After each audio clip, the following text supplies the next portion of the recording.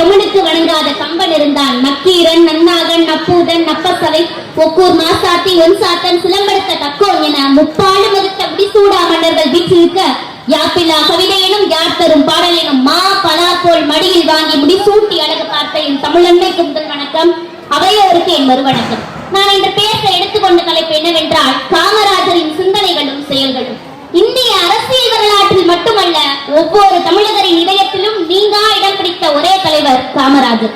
ஆம், 5 முறை சட்டமன்ற உறுப்பினர், 4 முறை பாராளுமன்ற உறுப்பினர், 3 முறை தமிழக முதலமைச்சர், 12 முறை தமிழக காங்கிரஸ் தலைவர், 5 முறை இந்திய காங்கிரஸ் தலைவர். அது மட்டுமா, 12,000 பள்ளிக்கூடங்களையும் திறந்து வைத்தவர்.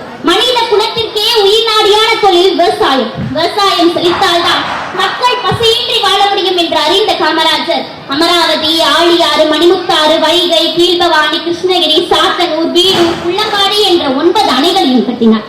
ஆச்சரியம் என்ன தெரியுமா? இந்த 9 அணைகளையும் கட்ட எடுத்துக்கொண்ட காலங்கள் என்னவோ வெறும் 9 ஆண்டுகள் தாங்க.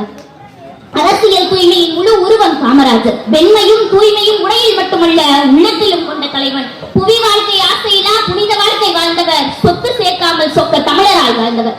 காமராஜரின் சிந்தனைகள் வெறும் வார்த்தைகளாக நின்றுவிடவில்லை. அவை ஒவ்வொன்றும் புரட்சிகரமான செயல்களாக உருவெடுத்து தமிழ்நாட்டின் தலைவிதியையே மாற்றியமைத்தன.